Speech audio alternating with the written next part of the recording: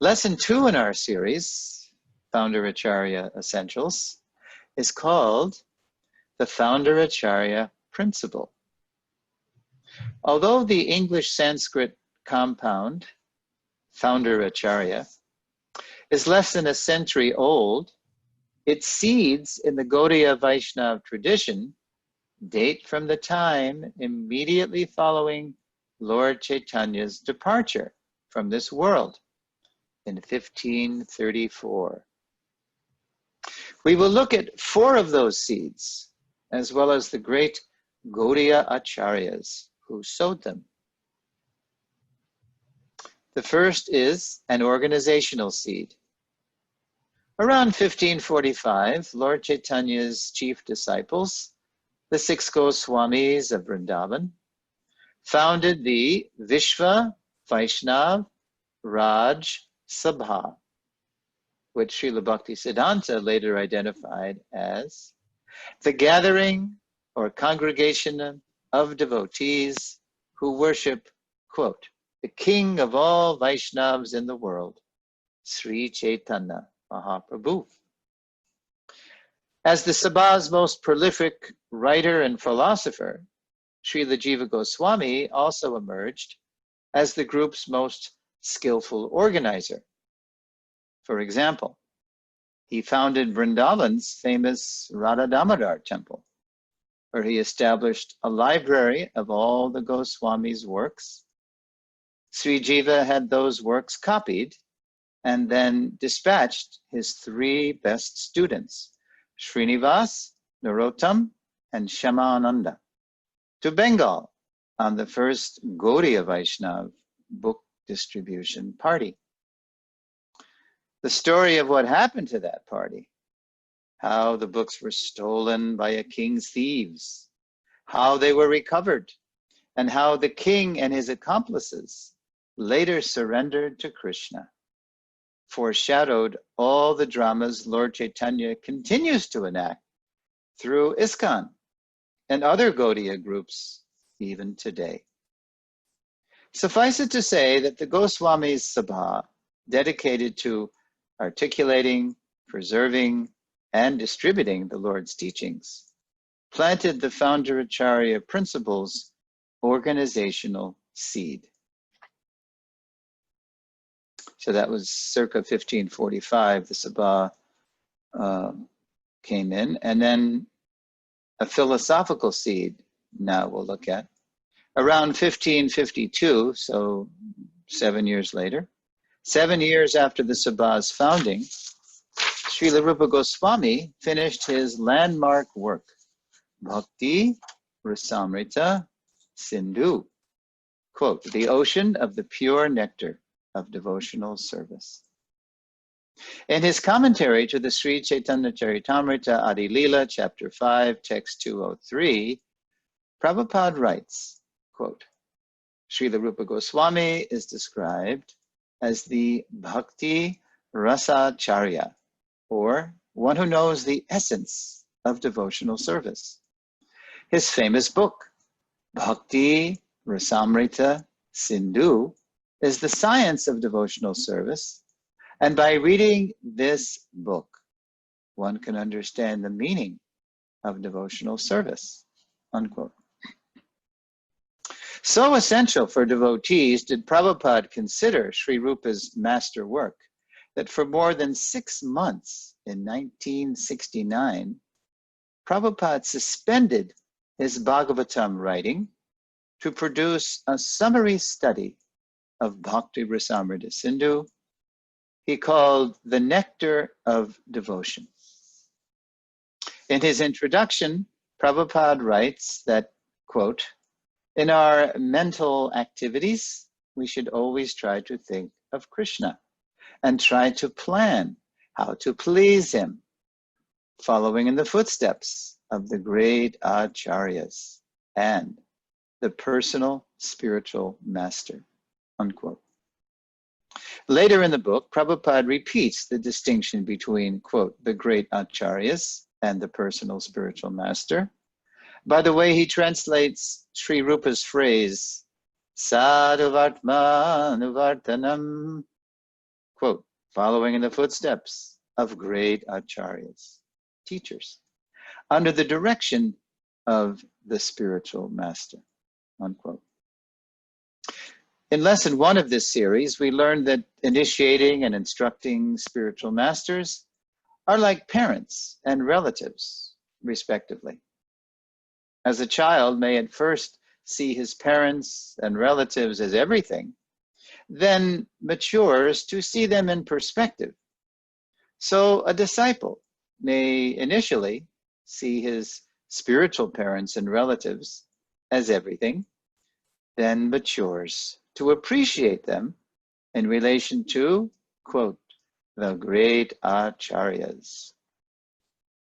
To help us understand this philosophical seed of the founder acharya principle, in other words, the distinction between great acharyas and regular gurus, we will now hear how the acharya sampradaya culture, the line of prominent shiksha exemplars who make up our disciplic succession, inspired one famous disciple to beg his great guru to bring him closer to their foundational acharya.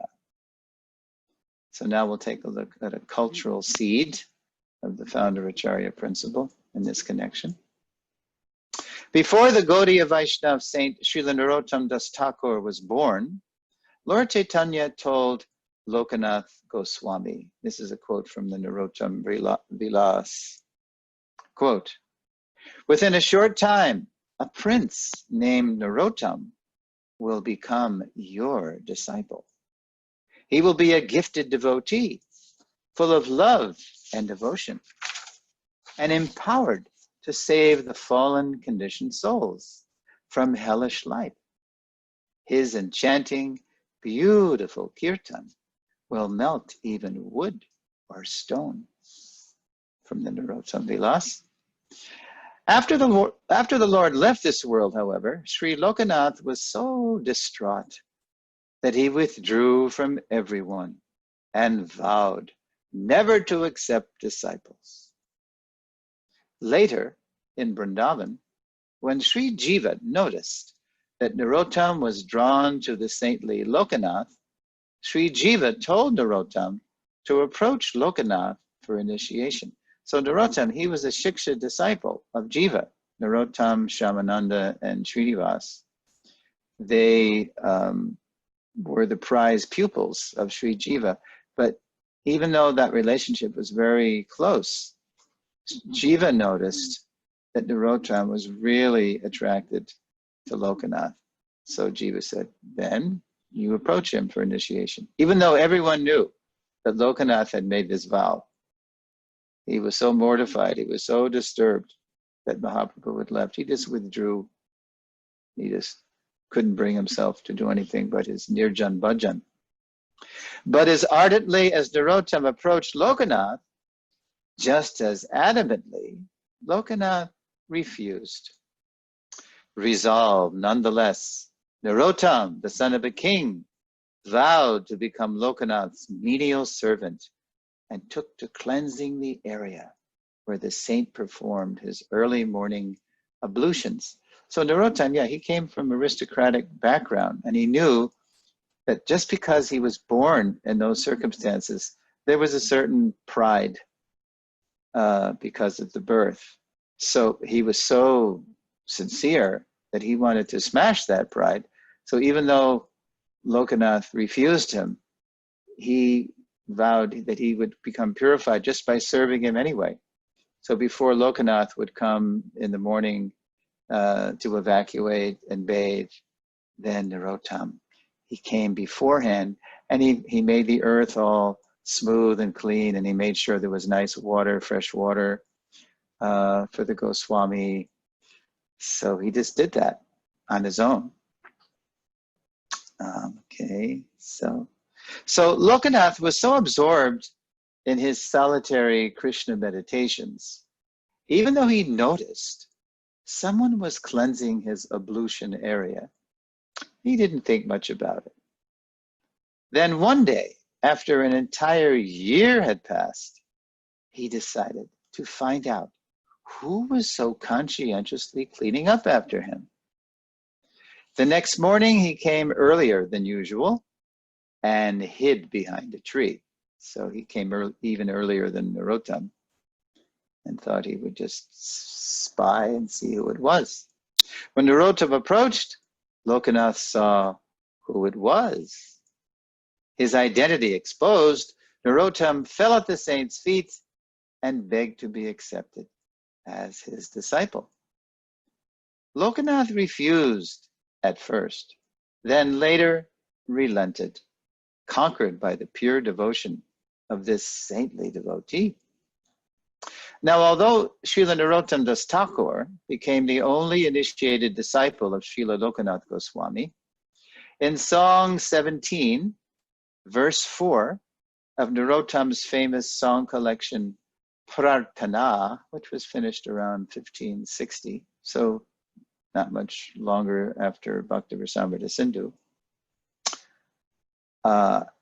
In this song, he longs for Lokanath to bring him to their ultimate shelter in the disciplic succession, Srila Rupa Goswami. Because remember, Rupa Goswami was the Bhakti Rasacharya.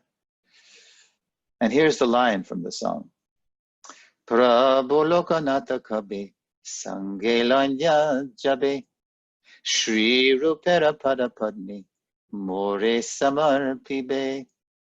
Quote, when will my Lord and Master Lokanath Goswami take me with him and place me at the lotus feet of Srila Rupa Goswami? Unquote. So as, quote, the chief of the six Goswamis, Srila Rupa Goswami was Narottam and Lokanath's Bhakti Rasa Charya, the master, most expert at relishing the moods of pure devotion to Lord Krishna. And as Narottam's Diksha Guru, Sri Lokanath had the pleasure and privilege of bringing his disciple, his only disciple, closer to the foundational leader of the six Goswamis, Sabha. Quote unquote, Rasacharya may sound close to founder Acharya, but by Lord Chaitanya's inscrutable will, the organizational, philosophical, and cultural seeds sown early for founder Acharya, so between 1545 and 1560, 3 of those powerful seeds were planted that would become founder Acharya. But those seeds, they would have to wait for another 3 centuries within a crucible, a pressure cooker, if you will, a crucible of disgrace, before finishing seeds arrived to conclusively establish the founder Acharya principle. If you're familiar with the history, within 100 years after Mahaprabhu left, so many Upasampradayas, so many counterfeit imitation Gaudiya Sampradayas sprang up, and they were disgraceful. They were breaking all the principles and just doing strange things. So that was Mahaprabhu's will. And so it wasn't until, well, that's the next section, literary seeds. Literary seeds. In the late 19th century, the great Gaudiya Vaishnava Acharya, Srila Bhaktivinoda Thakur, identified and exposed more than a dozen counterfeit Gaudiya Vaishnava groups who, beginning just a century after Lord Chaitanya's departure, had effectively disgraced Gaudiya Vaishnavism, driven it underground, eclipsed it, all those bogus sampradaya. They just gave the whole Gaudiya line a bad name. Not only did Srila Bhaktivinoda restore Mahaprabhu's original teachings, as well as the glories of the Gaudiya Vaishnavas, he also conceived of a mission to propagate Krishna consciousness globally, thus helping to fulfill a 16th century scriptural prophecy. Quote, in every town and village, the chanting of my name will be heard. That's Lord Chaitanya in Sri Chaitanya Bhagavat Antyakanda 4.126. So there was a prophecy that was hundreds of years old that wasn't happening. So Bhaktivinoda Thakur, he wanted to get it going. He envisioned a worldwide movement. When reports reached Srila Bhaktivinoda of a rising Western interest in Indian culture, and Sanskrit in particular, the Thakur sent a copy of his Sanskrit work, Sri Krishna Samhita, to the American transcendentalist Ralph Waldo Emerson. When Emerson gratefully replied by requesting books in English, Srila Bhaktivinoda penned Lord Chaitanya, his life and precepts, and sent copies to several Western intellectuals and universities. But it was a Bengali work by the Thakur, published in 1900 as Harinama Chintamani, that contained crowning literary seeds for the founder Acharya principle. In chapter 6 of Harinama Chintamani, Srila Bhaktivinoda Thakur describes three kinds of, I call them mega masters, super gurus, in a disciplic tradition. The first is the Sampradayera Adi Guru, the primeval guru of the tradition. Like in our line, it's Lord Brahma. We're in the Brahma Madhva Gaudiya Sampradaya. So he's the Adi Guru in our complete line. Directly enlightened by the Lord himself. Following the primeval guru are the Shiksha Guru Pratishtita, greatly revered preceptors who keep the tradition's teachings intact over long spans of time. So Prabhupada, for example, was always referring to the previous acharyas, just to remind us that he wasn't making anything up. He would refer to Guru, Sadhu, and Shastra. But when the Thakur identified the third guru, the third mega master, he described him in the superlative. Quote, however, the Adyacharya, or original guru of a disciplic line, is appropriately worshipped and respected as the Guru Shiromani, the topmost crown jewel of the spiritual masters. His perfect philosophical conclusions are to be followed by all in his succession. Any contrary instructions, any instructions contrary to his, him being the Adi Guru, or the Adyacharya, will not be accepted, unquote. So, the stage was set for the founder Acharya seeds to bear fruit. So that book, Harinama Chintamani, appeared 1900 in Bengali.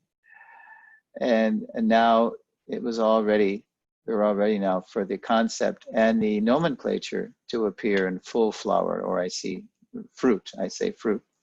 So the seeds bear fruit. Now, in the 1880s, while envisioning a worldwide Krishna consciousness movement, Srila Bhaktivinoda revived the Vaishnav Raja Sabha and launched a Bengali spiritual journal, Sajjana Toshini, which meant, quote, for the satisfaction of the devotees, the Vaishnavas. 4 decades later, circa in the 1920s, Srila Bhaktivinoda's illustrious son, Srila Bhaktisiddhanta Saraswati Thakur, reinvented the Sabha as the Gaudiya mission and transformed his father's journal into the Harmonist. So Srila Bhaktisiddhanta really wanted to preach in English because that was the rising star of languages. It was beginning to dominate the other languages of the world. So he wanted to preach in English because he wanted to spread Krishna consciousness all over the world. An English language periodical with Srila Bhaktisiddhanta's scholarly disciple, Professor Nishikant Sanyal, as his co-editor. Timed to coincide with the launch of the mission's brand new Calcutta headquarters, The October 1930 Harmonist carried the first of a three-part series by Professor Sanyal about, quote, the Gaudiya Mat. It was in this article that the founder Acharya phrase, seeded now for centuries, finally fructified. So we first see this compound, founder Acharya, the English Sanskrit compound, in the October 1930 issue of the Harmonist. And here it is in very kind of complicated English. And Srila Bhaktisiddhanta, he would purposely speak in very complicated English, especially to oppress the Western intelligentsia. He could speak very simply and write very simply, but he was always out intellectualizing, you know, the British intellectuals especially, who were occupying India at the time. So here's the quote from the Harmonist. The Gaudiya Mat is also identical with its founder Acharya. There it is. The associates, followers, and abode of his divine grace, now this is Sanyal referring to Srila Bhaktisiddhanta, are limbs of himself. None of them claim to be anything but a fully subordinate limb of this single individual. This unconditional, causeless, spontaneous submission to the head is found to be not only compatible with, but absolutely necessary for the fullest freedom of initiative of the subordinate limbs.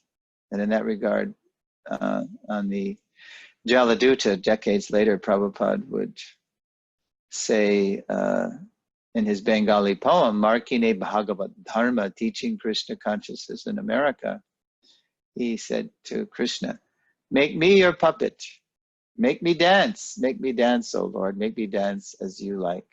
And he, because Prabhupada, our Prabhupada, had made himself available to Srila Bhaktisiddhanta to do whatever his Guru Maharaj wanted. So that's why he was so successful. He was able to, what does Sanyal say here? Fullest, this unconditional, causeless, spontaneous submission to the head is found to be not only compatible with, but absolutely necessary for the fullest freedom of initiative of the subordinate limbs. So in his absolute surrender to the order of his Guru Maharaj and Mahaprabhu, that's how Prabhupada found his fullest freedom of expression of initiative. And that's why he was so successful. So we're coming close to the end of the presentation. So please, Prabhu, start thinking about your questions and comments that you'd like to make after I'm done. During the Gaudiya mission's finest hour, the first Vaishnav preaching expedition to Europe, the book Srila Bhaktisiddhanta's leading preachers took with them was Sri Krishna Chaitanya, written by Professor Sanyal and edited by Srila Bhaktisiddhanta. The work was written with sufficient breadth, depth, and excellence to impress the intelligentsia of the West. In its front matter, the elaborate table of contents highlighted the intimate connection between the Adi Gurus, the primeval preceptors of the four Vaishnava Sampradayas, and the Sampradayas for founder Acharyas, the Adi Gurus' extraordinarily empowered representatives who revitalized their disciplic successions within recorded history. And here's a quote from that elaborate table of contents.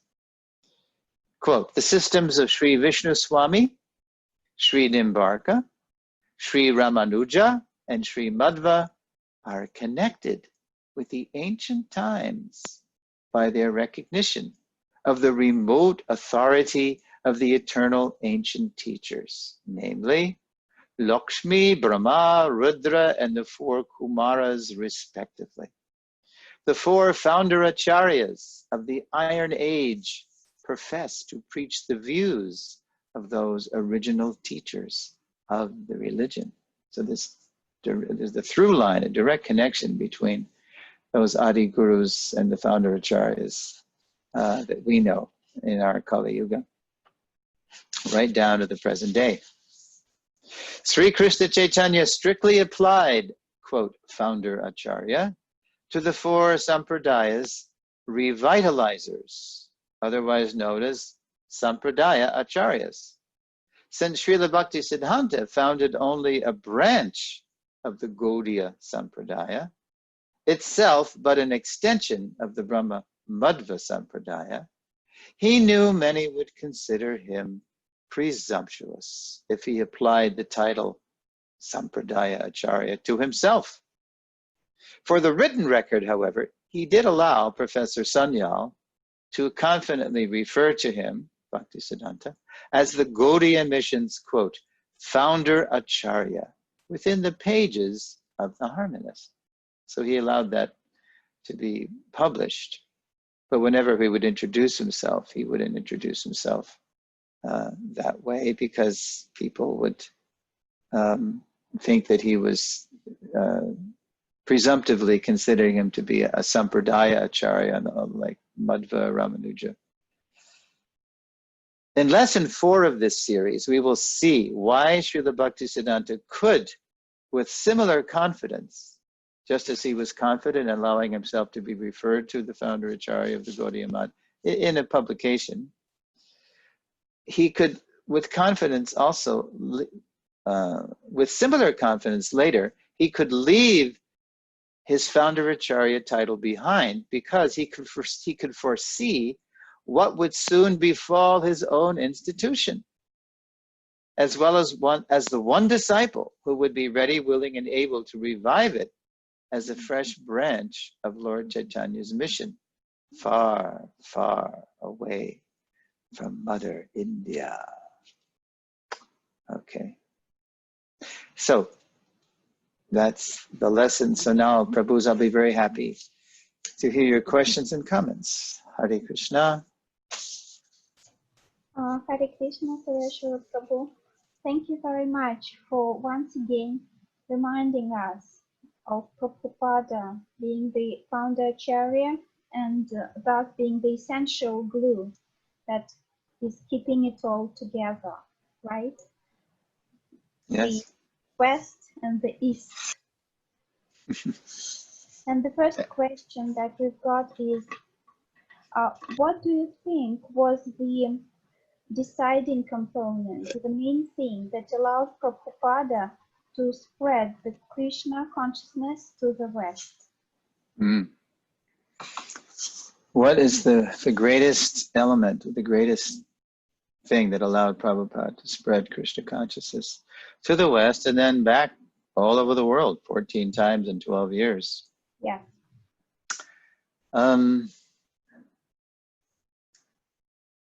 Well, no one can do anything without the mercy of the Lord.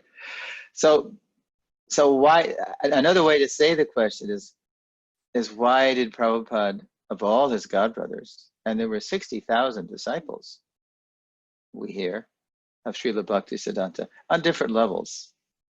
At least he gave Harinam initiation, because Srila Bhaktisiddhanta did divide the Diksha process into 2, first and second initiations. So at least we know that Srila Saraswati Thakur initiated Harinam, gave Harinam to 60,000 disciples. So of all the disciples of Srila Saraswati Thakur, it was proven by his actions that Srila Prabhupada, he took the desires and the orders of Srila Bhaktisiddhanta most seriously. And even at such an advanced age, he was willing to, at a time when most elderly people just want to relax in their rocking chair or do their solitary bhajan, he was willing to risk everything, leave Mother India without any friends or family to support him, no money, and just throw himself at the mercy of his Guru Maharaj and Lord Chaitanya's prophecy that in every town and village his name would be sung, and just do it. And so because he had the most surrender, therefore he was empowered the most to do what he did. And that's how it was in Prabhupada's time with us, as I may have mentioned before. It was so, Prabhupada was just non-stop exploding a whole movement all over the world, and we could hardly keep up with him. So fast. He didn't know how long he had to live. He wanted to spread the movement everywhere at once. So we could have been his grandchildren, but we could hardly keep up with him. He hardly slept. He just, Prabhupada, as far as his eating too, he could eat heartily, but day in and day out, as servants like Shrutakirti Prabhu and Harishari Prabhu report, he was pretty frugal on his eating. He just ate enough to keep himself fit, and only on festivals, or maybe sometimes to oblige a life member. He would be at a life member's house, and he in Indian culture, if you don't eat heartily, if you don't eat up to the neck, it's an offense practically. They get discouraged. So sometimes Prabhupada would do that, but by and large, day in and day out, he didn't eat that much. And the eating, the more we, if we eat a lot, then we're going to have to, especially if you eat a lot at night, you're going to have to sleep more. So Prabhupada, he, like the Goswamis, Nidrahara Vihara Kadi Vijito, he conquered over eating and sleeping by just being so absorbed in his loving offering to his Guru Maharaj and Mahaprabhu, of spreading Krishna consciousness all over the world, and writing books to solidify the movement. Just like the Goswamis established, they combed all the scriptures and wrote tikas, commentaries themselves, to solidly establish the spiritual culture of Gaudiya Vaishnavism. So Prabhupada, he gave us the most essential texts. And to do that, he had to do it when we were asleep, because we were very needy and so many problems and just trying to control ourselves. And so Prabhupada, he wrote while we slept. So yeah, of all the things, there's other factors. It's just the right time. Mahaprabhu, he sent Prabhupada just through that time window when we were all looking to the East for truth, our generation. But it was basically his absolute, complete surrender, just placing his body on the altar of the Sankirtan movement and allowing the Lord to do with his body whatever was needed to do to spread it as far and as fast as possible. Yeah, that is our founder Acharya. Yes, so true. Thank you. And do you think that this causeless, spontaneous, full submission or surrender to the founder Acharya or Srila Prabhupada that you were talking about today, it is more possible at the later stages of life, when a person is more mature? What do you think? If I understood, it sounds like the question is that this kind of surrender that Prabhupada displayed at the end of his life is ordinarily not possible. Is that what you mean? No. The question is it more? Does it come more naturally at the later stages of life, when a person is more mature and experienced? Like Prabhupada, he had his family life, and in 1950 he started living in Radha Damodar temple, and then after 15 years living there, he went to US. Oh, 5 years, 60 to 65. Yeah, he took sannyas at the age of, what was it, 59, 63. And then he moved to Radha Damodar circa 1960. And yeah, finally at the age of, close to 70. Yeah, in a sense, yes. It takes time to surrender. Although if you look at Prabhupada's life, even what he was doing as a householder, he was raising a family. He was trying to build his business, but he was exhibiting a lot of signs of pure devotion, even as a householder. So it's not really dependent. The internal state of one's surrender is not really dependent on the stage of life, but yeah, it does take time to mature. And perhaps what does take the most time is for us to make a complete offering to our Siksha Diksha Gurus and Srila Prabhupada and Lord Krishna. It takes time to develop our offering. So we all are different people, and that offering will take different forms. It might take, like, say somebody is an entertainer. I have a godbrother, Parivida Prabhu, in Holland, and he is a showman. He's an entertainer, and so for most of his life, he's been putting on dramas and Krishna conscious. But what he does is he takes all these old show tunes from Broadway, New York being the home of musicals and stuff, and he puts them. He sets them to. He makes Krishna conscious plots and lyrics out of those old tunes.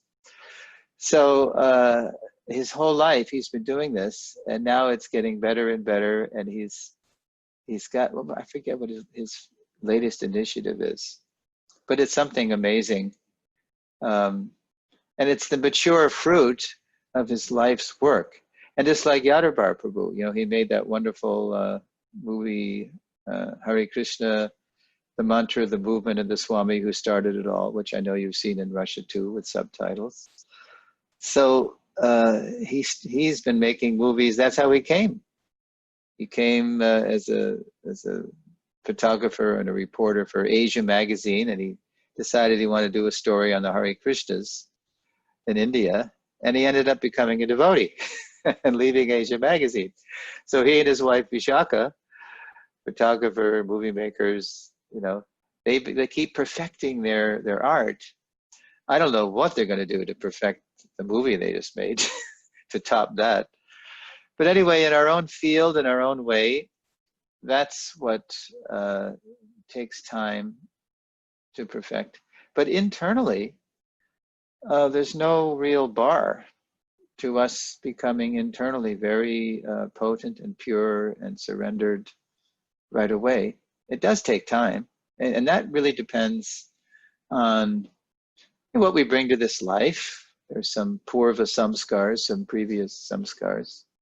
Some people right away, they just seem to be advanced and take to the path and take sannyas soon, like the late great Bhakti Charu Swami, who was obviously very advanced right away when he came to Prabhupada. And Prabhupada recognized that and gave him first and second, and then he gave him sannyas a few months later. And we're so sorry he's gone from our vision.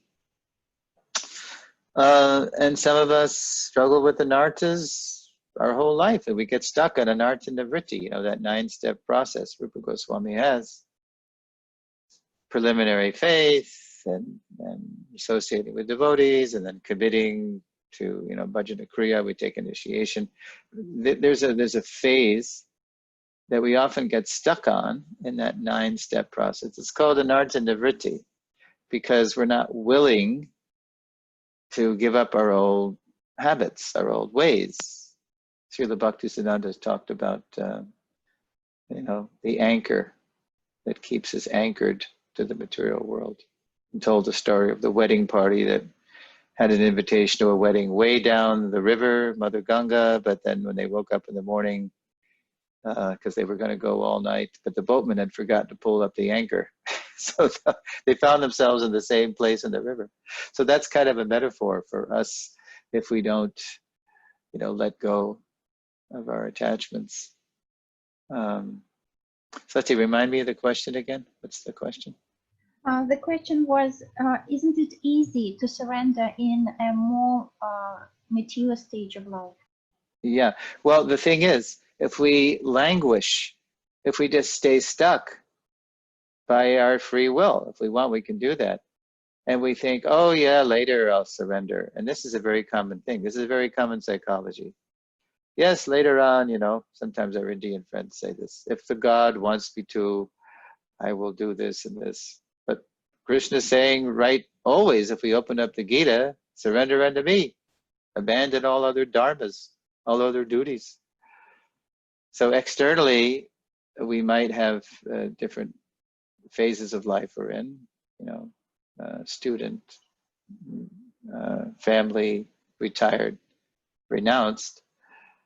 But if we put it off, if we deliberately, knowingly, willingly postpone the surrender, thinking that I'll do it later, then what happens is that later never comes. It never comes, because as long as we maintain attachments, if we practice very carefully, guard those attachments, then we can't do it. It's a gradual process. Only if we gradually give it up, our material desires, by replacing those desires with better desires and higher tastes and better things to do, better activities. And that happens by consciously placing ourselves in the association of advanced devotees who are enjoying like anything, giving up the lower taste and getting the higher taste. It's all about association, advanced association. So we shouldn't fall into Maya. That's a trick of Maya, that I'll do it later. No, if we can do it now, do it. We say in English, there's no time like the present. Never put off till tomorrow what you can do today. If we keep putting it off out of attachment, we say, tomorrow never knows, tomorrow never comes. So yeah, it'll take time, but only if we gradually, traverse the path. Otherwise, we'll just circle our attachments and end up like the wedding party, stuck in the same place. Is that all right? Yeah, thank you. And what was the factor that made you surrender and join Hare Krishna movement? You had the whole series about Prabhupada's Leelas and lessons, and you told us a lot about yourself.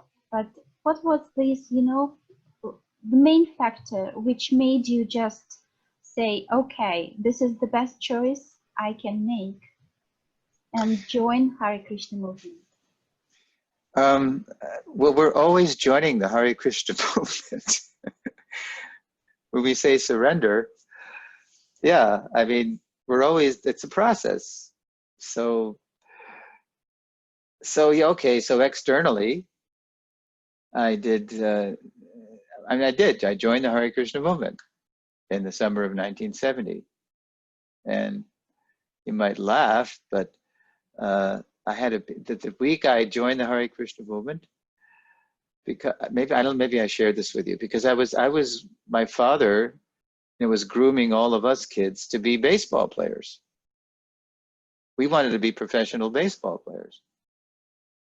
So I didn't have the body for it. I was too skinny. And so at least my father said, okay, well, you're a good writer, like him. He was a good writer. So why don't you become a sports writer?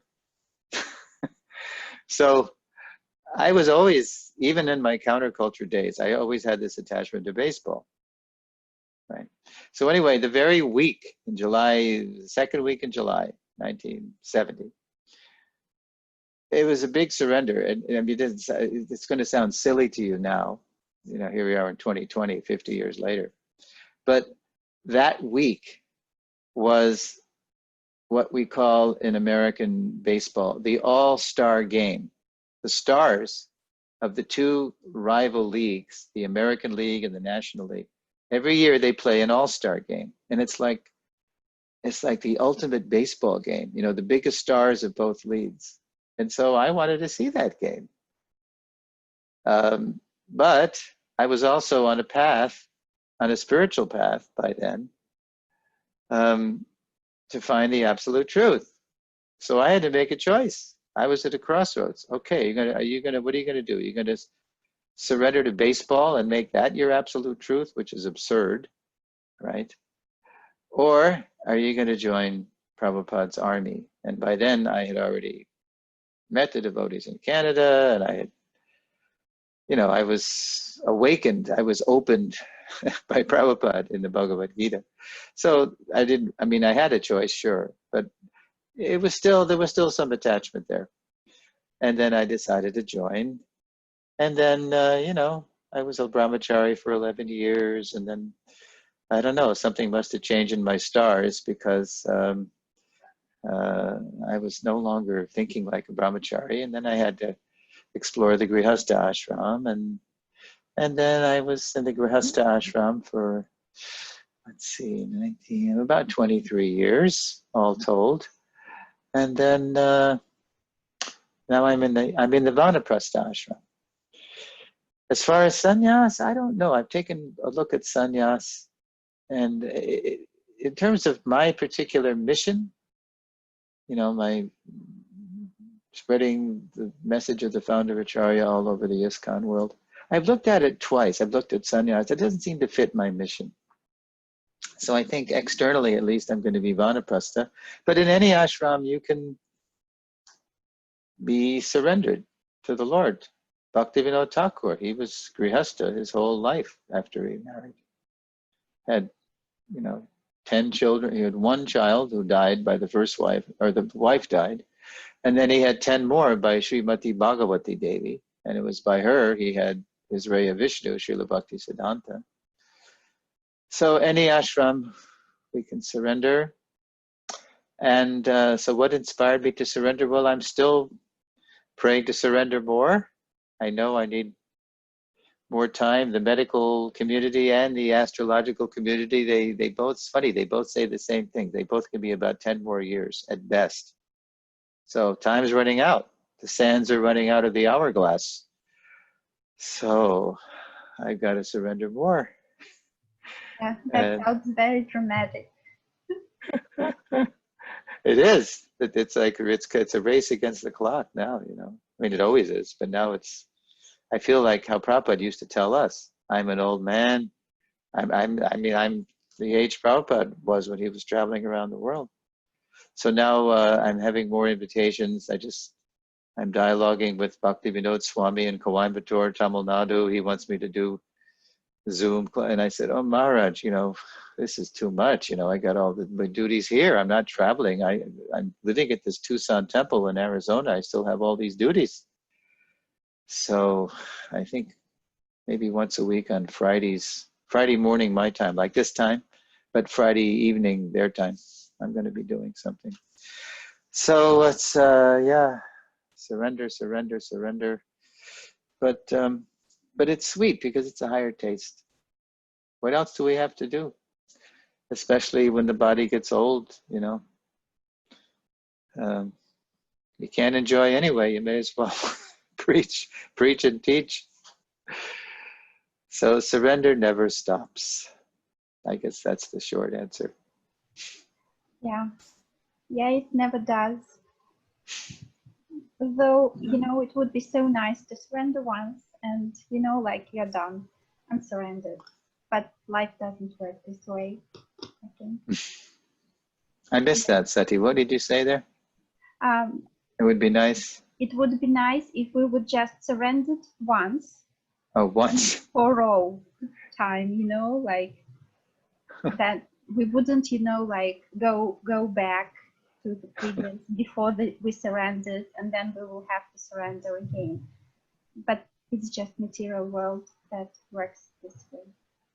Yeah, it's one thing. I mean, we do surrender our bodies. Like that's what I was getting at when I joined the Hare Krishna movement. I was volunteering my body and my mind and my whole being, and that's one level of surrender. But then the real work begins when you have to surrender the mind, because the mind, like even when you go to chant Hare Krishna, you're surrendering your body to take those beads in your hand. But then the mind, of course, wants to go all over the place, and so you have to capture the mind. So that's a little, it's subtler. The mind is subtler, so it's harder to capture the mind. Yeah. Yep, it's ongoing. Yeah, all that is so true. Mind is restless. True. Mm. We have one more question. Mm-hmm. You mentioned 4 sampradayas, and are the other 3 sampradayas now active and maybe developed? Can I use this word? Working, and how are they developing in the modern world? So are they really only in India, or they also spread out? Mm-hmm. I know, for example, Prabhupada's patron, Sumati Maraji, who gave him round-trip passage on the Jaladuta, she was in the Vallabha line. Now, the Vallabhas are a branch of, I think it's the Nimbarkas, the Nimbarka Sampradaya. So I've heard that since Prabhupada has come to the West, blazing the trail and, crossing the ocean, doing what sadhus don't like to do, that other sadhus from, the Madhva line and the Ramanuja line have traveled in the West, but none as extensively. I mean, what Prabhupada established is a whole network, of temples, farms, ashrams, schools. So it's hard to compare. I mean, Prabhupada is just, what he did is unprecedented, and because of his empowerment and because he's a pure devotee of an unalloyed pure devotee, unprecedentedly preaching all over the world.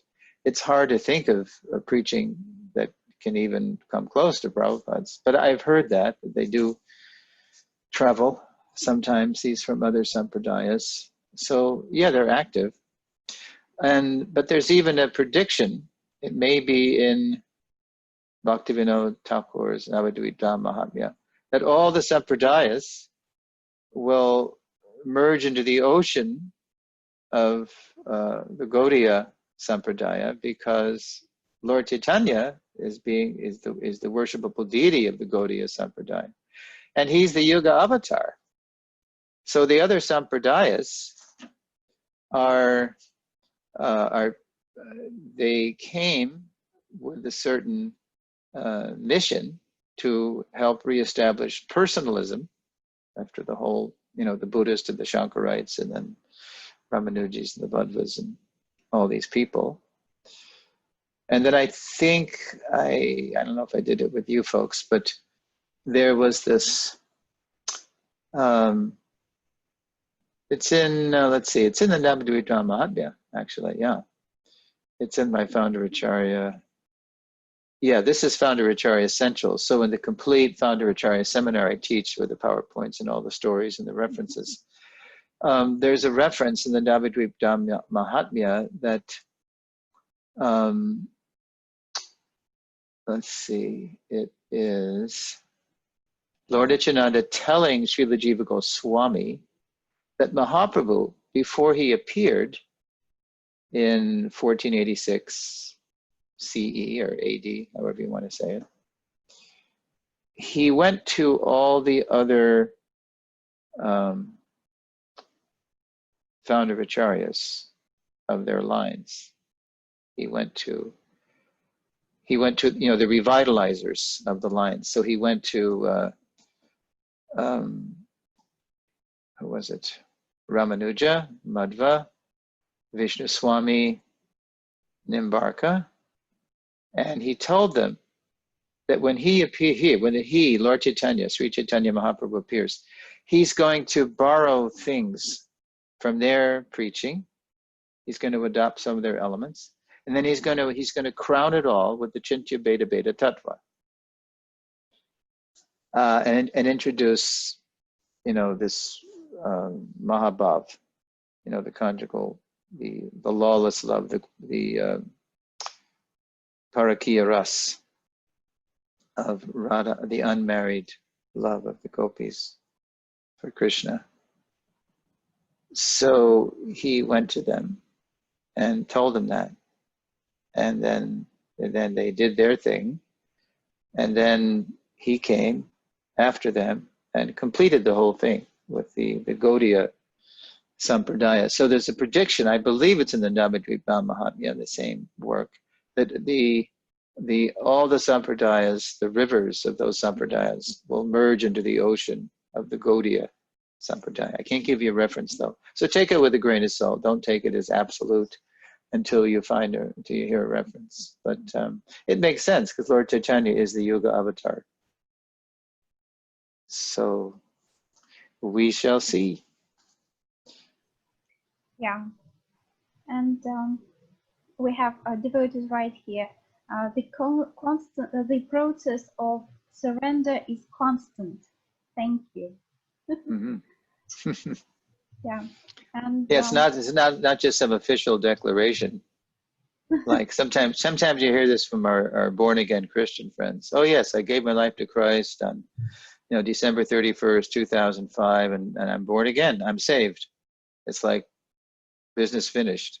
And Prabhupada would make fun of devotees similarly who say, oh, now I'm initiated, business finished. No, initiation means to begin. It's the real beginning. It's the real beginning of commitment to the vows and to help your spiritual master in his mission. So yeah, it's ongoing. It never ends. And even what is that? Oh yeah, even in Krishna book, I just remembered this.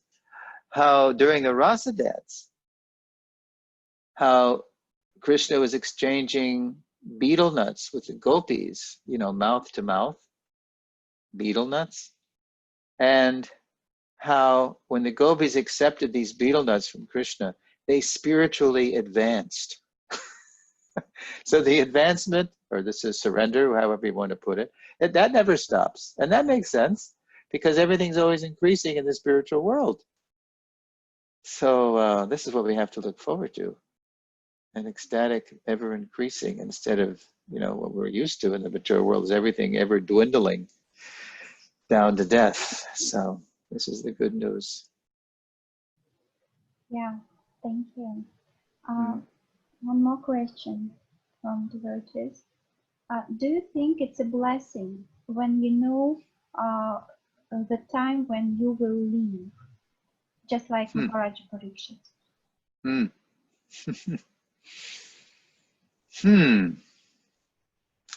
Do we think it's a blessing when we know we'll leave?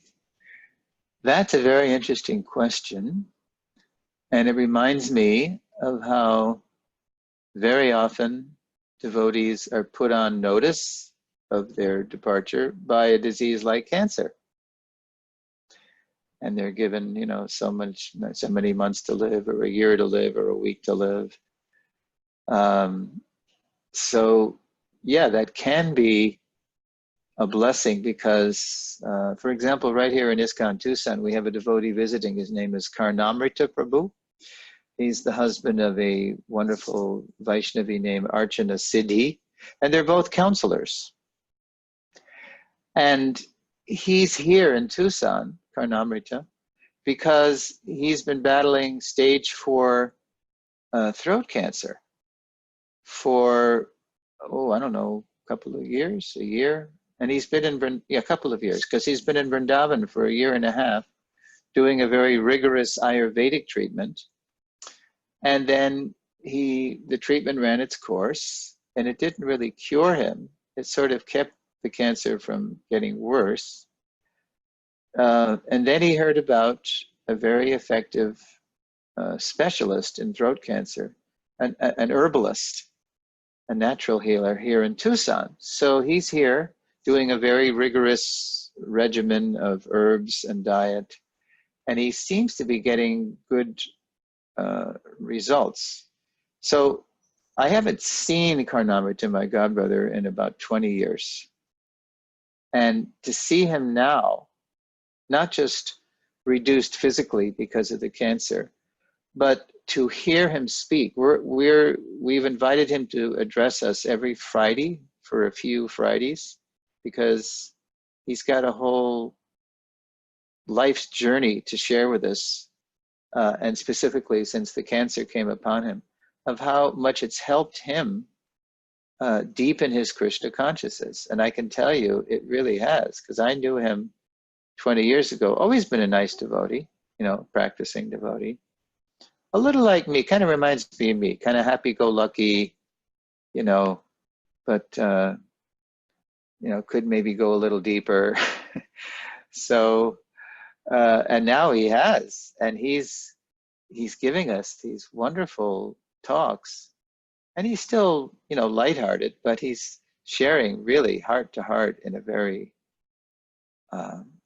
deep and grave way about what Krishna is revealing to him through the cancer. And he doesn't know if he's going soon, but the cancer has really given him an opportunity to deepen his spiritual life. So I guess in the broadest sense, I just want to remind all of you of toward the end of the 8th chapter of the Bhagavad Gita, Attaining the Supreme, there's a few verses about how people leave this world. And specifically, Krishna is reaching out to the yogis, because in the Gita, Krishna reaches out to fruitive workers, yogis, and mental speculators. And that pretty much covers us all. Karmis, Gyanis, yogis. So at the end of the 8th chapter, toward the end, he's reaching out to yogis about passing away from this world during the light or in the darkness, and this and that. And then in text 26 of chapter 8, the Lord says to Arjuna, so the devotees, Arjuna, who know these two paths, leaving in light and leaving in darkness, and leaving when the sun's this way and the sun's that way, the devotees who know these two paths, they're never bewildered. They're not, distracted or preoccupied or obsessed with these conditions, external conditions. Therefore, be always fixed in devotion. Yoga yukto bhavarjuna. Yeah. So, and then in the purport to that verse, I forget if it's I think it's 827. Prabhupada says, so whether the devotee leaves by design or by accident, interesting phrase, because we know in one sense there's no such thing as an accident. Either we're acting out our karma, as karmis, or our life is orchestrated personally by Krishna. So there's no such thing as an accident. But externally, it could appear to be an accident. Sometimes devotees leave suddenly in an accident. But if we circumstantially forget the Lord because of some sudden shock that just takes us out of our body, we may circumstantially, momentarily forget Krishna. We might not have been actually thinking of Krishna consciously, but Krishna doesn't forget us. So Krishna says, therefore be always fixed in devotion. Any service we do, any amount of Krishna consciousness we've awakened, that stays with us. And I'm thinking now of the late Tamal Krishna Maharaj, who left suddenly in 2002 in that horrible auto accident in Fulia, still within the precincts of Navadvip Mandal. But he left, he was on his way to the airport.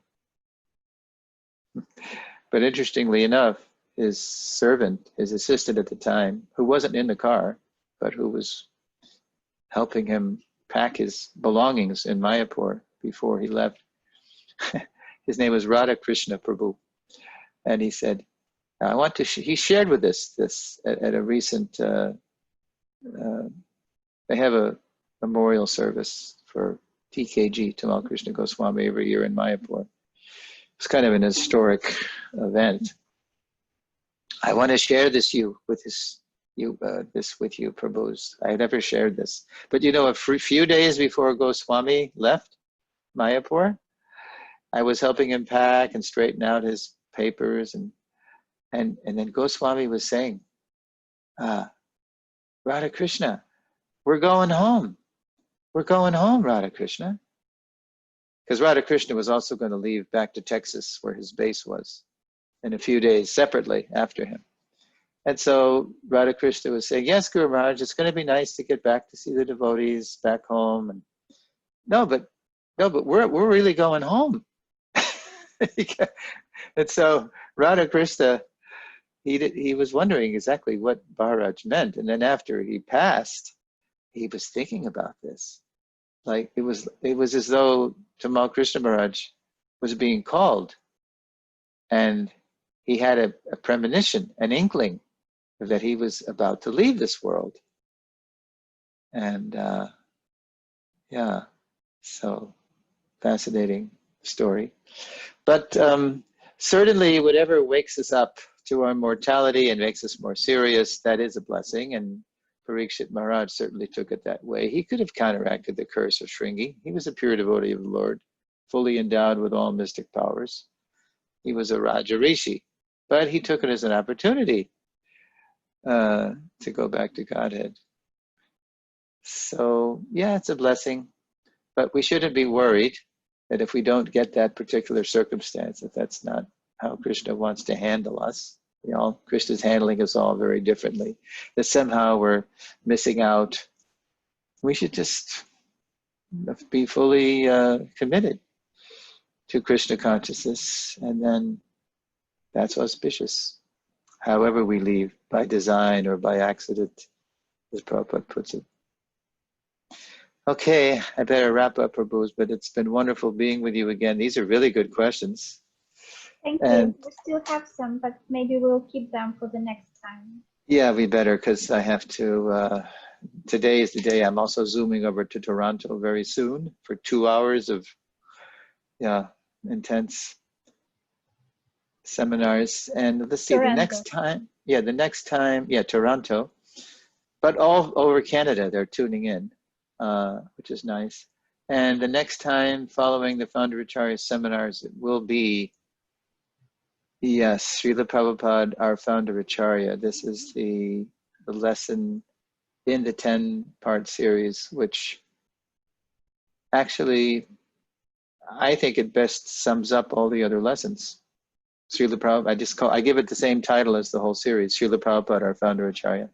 But it will be in the essential form, so let's see how that comes out in 2 weeks. So that'll be on the 27th, huh? Yeah. Jai. Thank you, Sureshvara Prabhu. It is okay. A pleasure to have you with us, to enjoy your association and your wonderful stories and narration and presentation. Thank you very much, and we are looking forward to seeing you again. Jai Shri Krishna. Jai Shri Prabhupada. Hare Krishna.